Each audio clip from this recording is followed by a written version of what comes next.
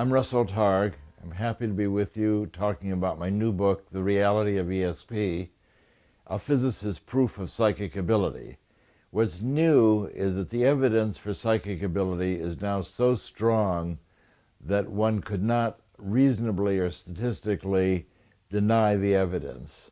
As a physicist, I'm comfortable for the first time saying that we've proven the existence of psychic abilities, no longer investigating it, studying it. We don't have to apologize for ESP. The evidence has now been presented from research laboratories all over the world, and it makes it clear that the phenomena we're looking at is genuine.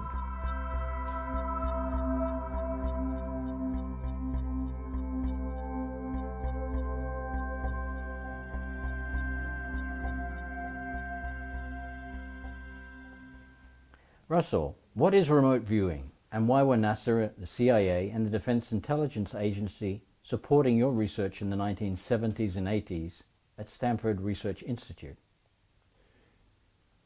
Remote viewing is an ability that we all have to quiet our minds and experience what's happening in the distance or in the future.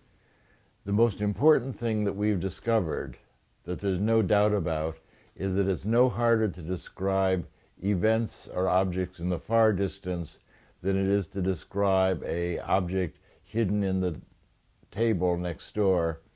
Similarly, we can describe events in the near future just as well as we can describe contemporaneous events. That's why we call it a non-local ability. And what we found is that many people are able to describe these events by learning to quiet their mind and then tell us what they're experiencing. Our first support was from the space agency, NASA, and from the Central Intelligence Agency. We visited the CIA in early 1972, and they said that our data looked quite interesting from people being able to describe where others were hidden in the San Francisco Bay Area. But the CIA said, we're wasting our time describing churches and swimming pools. They have sites of national security interest that they need described. If we could describe their site, then they would support our program. So within 2 weeks, the CIA brought us the coordinates, latitude and longitude, of someplace in Soviet Russia. I was working with a psychic policeman, Pat Price. He polished his glasses and closed his eyes and said that he's psychically lying on top of a building as a giant crane rolls back and forth over his body. And he drew this giant 8-wheel crane and said that inside the building upon which he's lying, someone is creating a large 60-foot diameter steel sphere being welded together.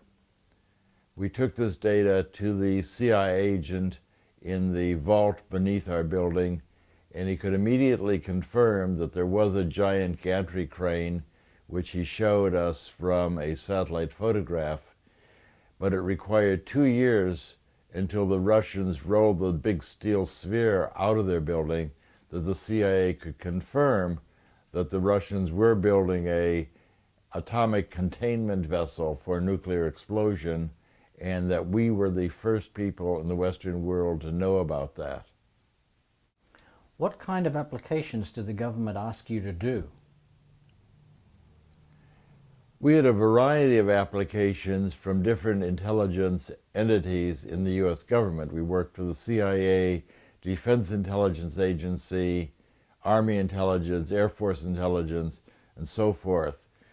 We described a Soviet weapons factory, a Chinese atomic bomb test, which we told 3 days in advance the test would take place, but it would fail. Ingo Swann, the great psychic who is the father of remote viewing, said that this atomic bomb test would fail, which was correct, a precognitive description of an atomic bomb test yet to come. We looked in on the American hostages in Iran and were able to forecast that one of the people, Richard Queen, would be removed in a few days and flown away, and indeed he was flown to Germany. Joe McMoneagle, one of the people that we trained from the U.S. Army, was able to identify a downed Soviet bomber in North Africa. And President Carter gave us a commendation for that. Pat Price, the psychic policeman, was able to identify and locate the car that kidnapped Patricia Hearst from her dormitory in Berkeley. And Price said, I see the car 50 miles north of here, next to a diner across from a gas storage tank. And within 20 minutes, the police had gone to the diner, found the car, and there's still cartridges rolling around. And we found a kidnapped American general in northern Italy. So we were doing operational tasks for the CIA and Army intelligence for 2 decades. Our program started in 1972, and we ran more than 20 years with continuous support from the intelligence community at a rate of $1 to $2 million a year for that period. Why should we be interested in remote viewing?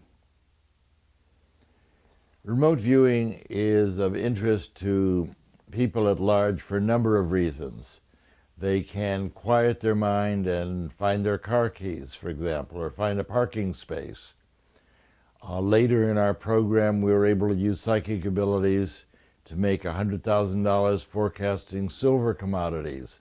So people are often interested in using their psychic abilities to augment their normal investment acumen.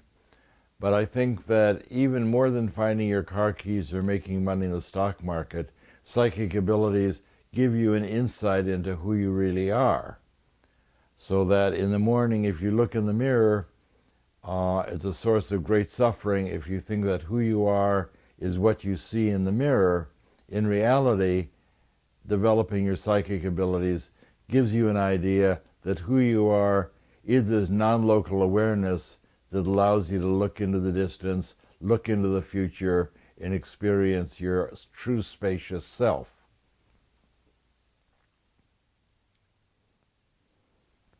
What does this kind of psychic ability have to do with the spiritual healing that you talk about in your book?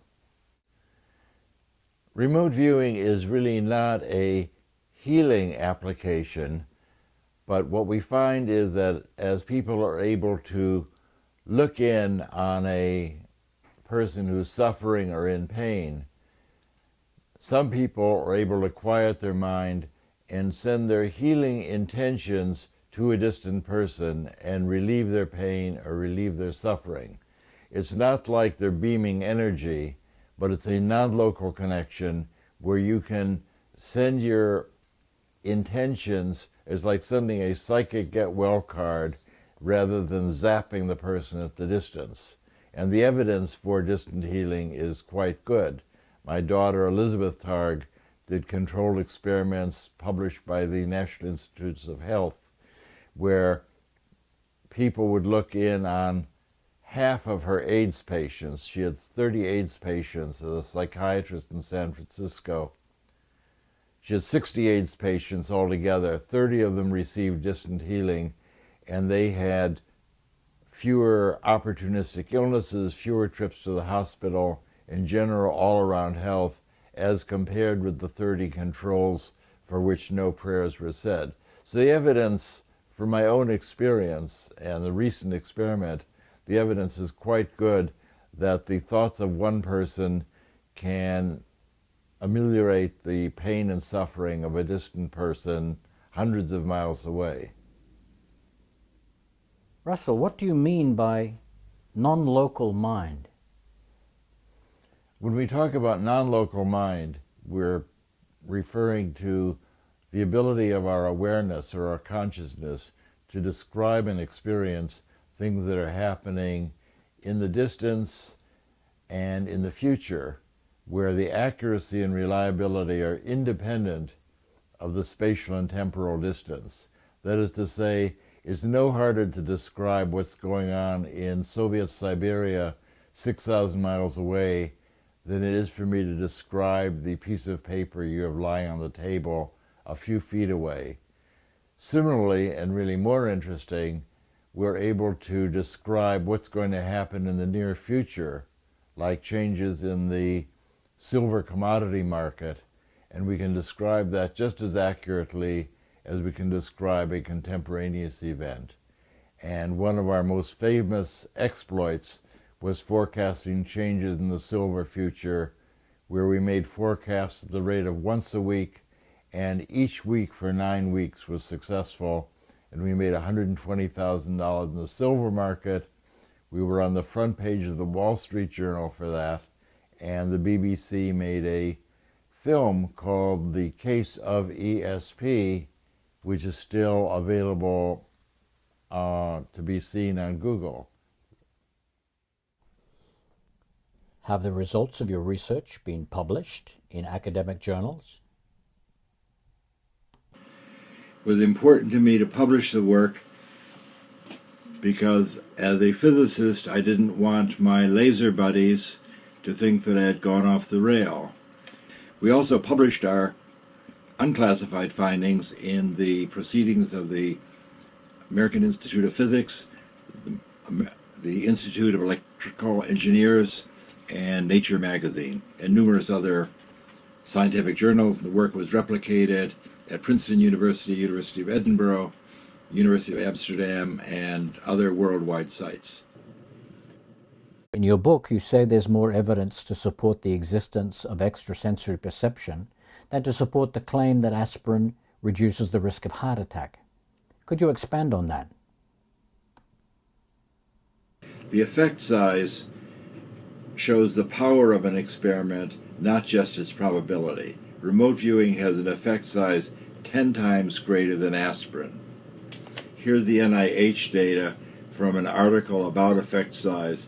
See the effect size here for the aspirin preventing heart attacks is 0.06 standard deviations. The experiments with HeLa, our control subject, were at odds of 2 in a million, more significant than our psychic policeman. The effect size was 1.5 standard deviations. Again, more than 10 times the aspirin experiment.